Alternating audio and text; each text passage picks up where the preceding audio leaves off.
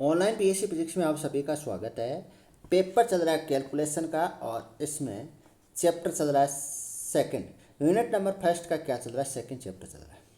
Unit आपकी first चल रही है और यूनिट फर्स्ट में चैप्टर आपका चल रहा है सेकंड।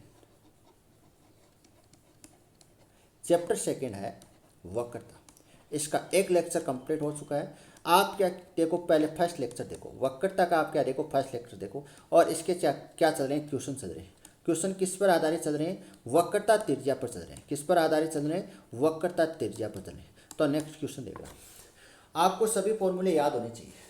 फॉर्मूले याद होने के बाद ही आपको क्या होंगे, क्वेश्चन हल होंगे। तो देखो, यदि वक्र आपको y बराबर आपको दे रहा है, देखो y बराबर दे रहा है y A x upon a plus आपको x दे रखा है। मतलब यहाँ पर a तो कांस्टेंट है, मतलब यहाँ पर किस पर निर्भर कर रहा है? y x पर निर्भर कर रहा है। किस पर निर्भर कर रहा है? y x पर निर्भर कर रहा है। तब आपको सिद्ध करना है टू रो यहाँ पर क्या? वक्रता त्रिज्या है। क्या है? वक्रता त्रिज्या।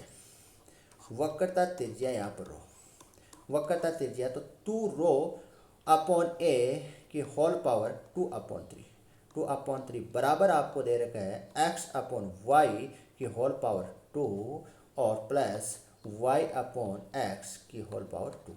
ये आपको क्या करना है? सिद्ध करना है। तो सॉल्यूशन देखना, सॉल्यूशन देखना, ये आपको फार्मूले आपको याद होने चाहिए। सबसे पहले मेन बात ये। तो देखो y बराबर आपको क्या दे रखा है? ए x plus A x upon a plus x दे रखा है। y बराबर आपको क्या दे रखा है? ए x upon a plus x आपको दे रखा है। इसको क्या दे देना? समीकरण नंबर ए दे देना। समीकरण क्या दे देना? कैपिटल ए दे देना। और ये जो आपको x आपको नजर, ये y आपको नजर आ रहा है, ये y किस पर निर्भर कर रहा है? x पर निर्भर कर रहा है। मतलब y बराबर होगा एफ एक्स होगा। अब यहाँ पर कौन सा फार्मूला लगेगा, ये आप पिछली वाली क्लास में देखो। तो देखो, इसकी पहचान आप कर सकते हो। अगर आपको y दे रखा है और ये y किस पर निर्भर, ये y बराबर आपको मान दे रखा है, वो x पर निर्भर कर रहा है, तो आपका फॉर्मूला कौन सा होगा? मतलब वक्रता त्रिज्या का फॉर्मूला होगा रो बराबर होगा 1 plus d y upon D x की होल पावर 2 की होल पावर 2 और की होल पावर 3/2 और अपॉन में D square Y upon D x की whole square, D x square. ये आपको समीकरण नंबर आपके पास की आ गई, बी आ गई। समीकरण बी तक आपको किसी प्रकार की दिक्कत नहीं होनी चाहिए। अब हमें क्या निकालना? देखो, इसमें एक तो इसका मान निकालना है, मतलब d y upon D x का मान निकालना है, और आपको एक ये निकालना है, मतलब d square Y upon D x square का मान निकालना है। मतलब आपको इसमें 2 पॉइंट निकालने, तो दोनों पॉइंट हम निकालते हैं। तो देखो, पहले आप क्या करो, समीकरण नंबर आपको ए आपको नजर आ रही है, समीकरण नंबर ए का क्या कर दो? एक्स के सापेक्ष अवकलन कर दो।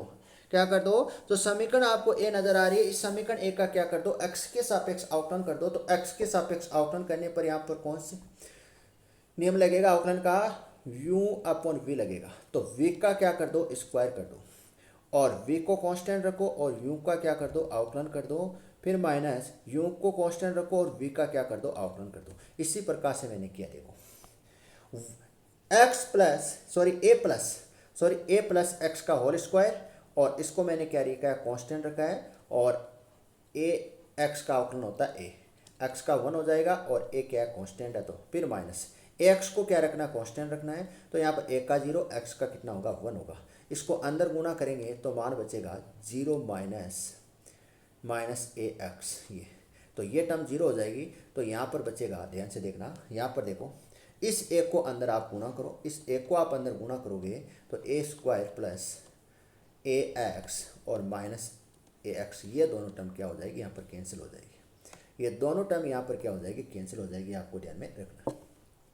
तो देखो, ये दोनों टर्म यहाँ पर क्या हो रही है? कैंसिल हो रही है। और आपके पास समीकरण नंबर क्या आ गई? 1 आ गई। समीकरण नंबर 1 तक आपको किसी प्रकार की दिक्कत नहीं होनी चाहिए। अब आप समीकरण नंबर ए देखो, समीकरण नंबर ए देखो, समीकरण आपको ए है, कैपिटल आपको ए नजर आ रही है। इस समीकरण कैपिटल ए का मैं क्या कर रहा हूँ? वर्क कर रहा हूँ। क्या कर रहा हूँ?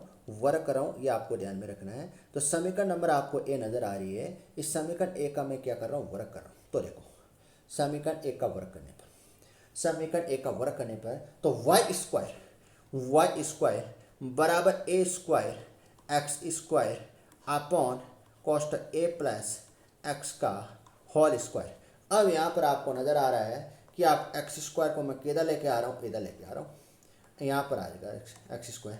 तो देखो y square upon x square बराबर है a square upon a plus x का होल स्क्वायर। ये आपके पास क्या आ गया, समीकरण नंबर 2 आ गया।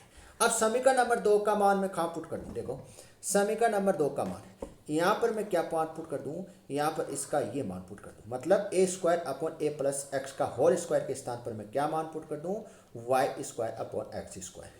तो आपके पास क्या समीकरण बनेगी, आपके पास समीकरण बनेगी d y upon D x y square upon x square मिल जाएगी। D y upon D x क्या बन जाएगा, वाई स्क्वायर बराबर एक्स स्क्वायर। इसको क्या दे देना, समीकरण नंबर आप सी ध्यान दे देना। समीकरण नंबर क्या आ गई, सी आ गई। अब आपको जो समीकरण आपको नजर आ रही है 1, ये आपको समीकरण आपको नजर आ रही है 1, ये समीकरण, इस समीकरण का मैं क्या कर रहा हूँ, पुनः एक्स के सापेक्ष अवकलन कर रहा हूँ। क्या कर रहा हूँ, पुनः एक्स के सापेक्ष अवकलन करने पर हमारे पास क्या टर्म बनेगी, डी स्क्वायर वाई क्या बन रहा है, d square Y upon D x square. ये बराबर है, ये बराबर आपको क्या करना है, अवकलन करना है। क्या करना है, अवकलन करना है। किससे करना है, u अपॉन वी से करना है। इसका होगा v का स्क्वायर होगा और v को कांस्टेंट, u का होगा u डैश माइनस फिर u को कांस्टेंट, v का क्या होगा, v डैश होगा। इस प्रकार से अवकलन आना चाहिए। तो आपके पास समीकरण क्या आ गई, 3 आ गई। समीकरण 3 मान आ गई। लेकिन यहाँ पर देखो समीकरण आप इस 3 में आप देखो समीकरण नंबर 3 में मैं क्या कर दूँ, कुछ परिवर्तन कर दूँ। क्या परिवर्तन करें, ऊपर नीचे क्या कर दूँ, समीकरण नंबर 3 में ऊपर नीचे क्या कर दूँ, ए से गुणा कर दूँ। तो एक से गुणा करने के बाद आप इसको क्या नहीं करना है, कैंसिल नहीं करना है। यहाँ पर आपको देखो क्या करना है, यहाँ पर देखो आपको 2 को क्या लेना है, बाहर लेना है। 2 को बाहर लिया और इस ए को क्या लेना है, बाहर लेना है। तो मैंने -2 अपॉन ए को अलग लिख दिया। क्या लिख दिया है, -2 अपॉन ए को अलग लिख दिया है और बाकी की टर्म को अलग लिखो। तो बाकी की टर्म को अलग लिखने देखो, यहाँ पर क्या ए स्क्वायर है और यहाँ पर ए कितना हो जाएगा, ए की पावर 3 हो जाएगी और अपॉन में एक्स ए प्लस एक्स की पावर कितनी 3 है। तो ये आपके पास समीकरण क्या आ गई, 4 आ गई। समीकरण 4 तक आपको किसी प्रकार की दिक्कत नहीं होनी चाहिए। समीकरण 4 तक आपको किसी प्रकार की दिक्कत नहीं आना। अब देखो समीकरण ए आपको नजर आ रही है, समीकरण ए है। इस समीकरण ए का मैं क्या कर दूं, घन कर दूं। घन करने पर, घन करने का मतलब इसका मैं क्या कर दूं, क्यूब कर दूं। 3 की पावर लगा दूं। क्या लगा दूं, 3 की पावर लगा दूं। तो यहाँ पर देखो 3 की पावर लगाने पर देखो घन करने पर, अब देखो यहाँ पर जो आपको ये एक्स नजर आ रहा है, इस एक्स को मैंने क्या किया, वाई के नीचे लेके आया।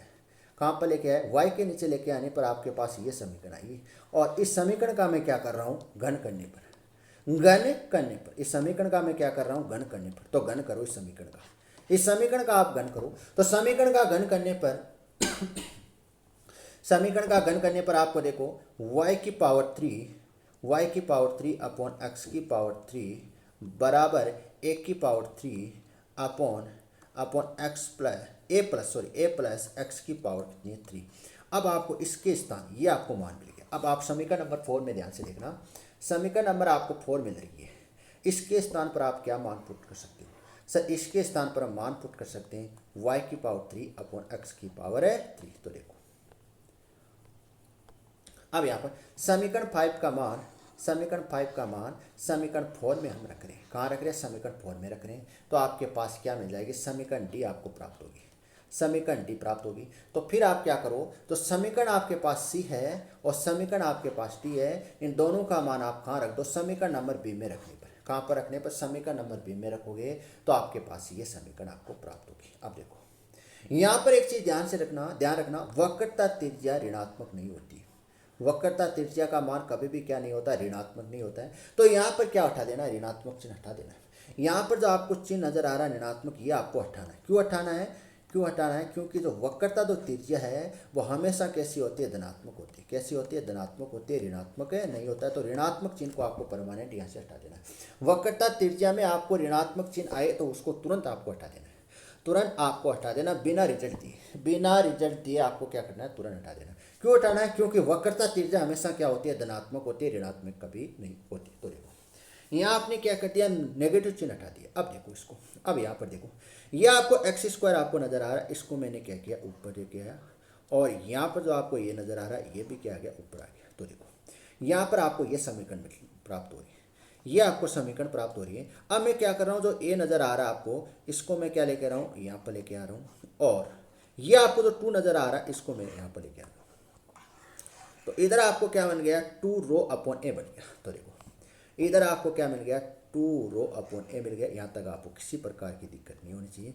यहाँ पर एक्स की पावर 3 अपॉन वाई की पावर कितनी है, 3 है, और अंडर रूट में 3। अब दोनों तरफ में क्या कर रहा हूँ, ध्यान से देखना, दोनों तरफ में क्या कर रहा हूँ, दोनों तरफ 2/3 की क्या ले रहा हूँ, घात लेने पर 2/3 की दोनों तरफ क्या ले लूँ, घात ले लूँ। तो 2 रो अपॉन ए की होल पावर कितनी हो जाएगी, 2/3 हो जाएगी। और बराबर देखो, बराबर x की पावर 3 अपॉन वाई की पावर 3 की होल पावर 2/3, और इसकी क्या हो जाएगी, हट जाएगी। इसकी देखो यहाँ पर देखो 3/2 है, और इसकी पावर ले 2/3। तो 2 से 2 कैंसिल, 3 से 3 कैंसिल, तो इस पर कितनी बचेगी, 1 बचेगी। तो देखो यहाँ से देखो, यहाँ से देखो 3 से 3 क्या हो रहा है, कैंसिल हो रहा है, 3 से 3 कैंसिल हो रहा है। तो आपके पास ये समीकरण प्राप्त होगी, आपके पास ये समीकरण प्राप्त होगी। तो देखो इसको आप क्या कर दो, अंदर गुणा कर दो, इसको आप अंदर गुणा करो, इसको आप इस पूरे टर्म को क्या करो, अंदर गुणा करो। तो अंदर गुणा करने पर आपको ये टर्म आपको प्राप्त होगी। अब देखो यहाँ पर, देखो यहाँ पर क्या, x की पावर कितनी है, 4 है। x की पावर 4 को मैं लिख सकता हूँ x की पावर 2, x की पावर 2, एक x की पावर 2 कैंसिल हो जाएगी। और y की पावर 4 को मैं क्या लिख सकता हूँ, y की पावर 2 और y की पावर 2, एक y की पावर 2 यहाँ पर क्या हो जाएगी, कैंसिल हो जाएगी। एक y की पावर 2 कैंसिल होने पर आपके पास क्या मान आएगा, x square plus y square plus y square upon x square. यही आपका क्या था, फाइनल आंसर था।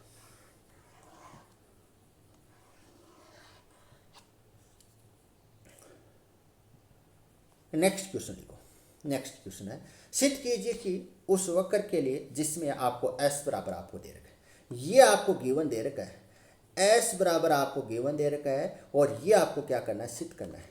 लेकिन हम यहाँ पर ये फॉर्मूला नहीं लगा सकते, रो बराबर d upon d sine s नहीं लगा सकते। पहले ये s किसके फॉर्म में आनी चाहिए, साइन की फॉर्म में आनी चाहिए, इसके फॉर्म में लेके आना है। s किस पर लेके आना है, साइन पर निर्भर करना चाहिए। तो देखो यहाँ पर देखो, समीकरण नंबर क्या आ गई आपके पास, ए आ गई। ये आपको गिवन दे रखा है, इसको मैंने क्या किया, समीकरण नंबर क्या दे दी, 1 दे दी। अब समीकरण 1 का क्या कर दूं, x के सापेक्ष क्या कर दूं, अवकलन कर दूं।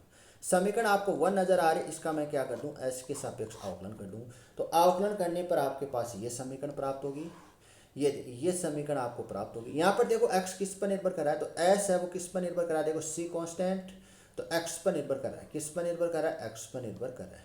ये आपको ध्यान में रखना है। तो यहाँ पर होगा dx अपॉन ds। तो देखो ये आपको समीकरण मिलेगी, ये आपको समीकरण मिलेगी। पिछली वाली क्लास में हमने एक सूत्र पढ़ा था, dx अपॉन ds, ये क्या होता है, कॉस साइन होता है, क्या होता है, कॉस साइन होता है। तो यहाँ पर मैं क्या लिख सकता हूँ, कॉस साइन लिख सकता हूँ, क्या लिख सकता हूँ, कॉस साइन लिख सकता हूँ। तो मैंने क्या लिखा है, यहाँ पर कॉस साइन लिखा है।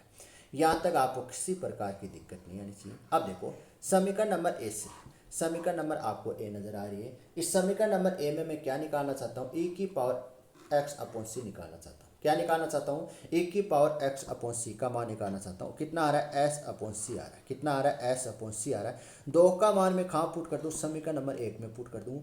2 का मान मैं कहाँ पुट कर दूँ, समीकरण नंबर 1 में पुट कर दूँ। तो समीकरण नंबर 1 में पुट करने पर आपके पास क्या आ जाएगा, ये मान आ जाएगा। अब यहाँ पर मैं x का मान निकालूँ, किसका मान निकालूँ, s का मान निकालूँ, किसका, s का मान निकालूँ। तो यहाँ पर देखो s का मान निकालने पर c को क्या भेजना पड़ेगा, इधर भेजना पड़ेगा। तो c ऊपर आएगा और ये नीचे आ जाएगा, तो cos साइन आ जाएगा। तो ये आपके पास ये समीकरण प्राप्त होगी। और cos 1 अपॉन, देखो 1 अपॉन cos साइन को क्या लिख सकते हैं, सेक साइन लिख सकते हैं, क्या लिख सकते हैं, सेक साइन लिख सकते हैं। तो आपके पास ये आ जाएगी, ये s बराबर क्या आ जाएगा, c सेक साइन आ जाएगा। अब ये आ गई है किसकी, x। अब ये देखो s आपको किस पर निर्भर कर रहा है, साइन पर निर्भर कर रहा है। तो यहाँ पर आप देखो, अब यहाँ पर आप सूत्र लगा सकते हो, रो बराबर d s upon d sine, d s upon d sine. तो देखो यहाँ पर साइन, देखो अब इसको आप क्या कर दो, समीकरण नंबर आपके पास बी आई है, इस समीकरण बी का आप क्या कर दो, साइन के सापेक्ष अवकलन कर दो। साइन के सापेक्ष अवकलन करने पर सेक का अवकलन क्या होता है, सेक साइन का अवकलन होता है सेक साइन टेन साइन होता है, ये आप सभी जानते हो, ये आप सभी जानते हो। तो मैंने यहाँ पर क्या किया, अवकलन किया है। फिर समीकरण 20 से, समीकरण 20 से ध्यान से देखना, समीकरण बी को आप ध्यान से देखना।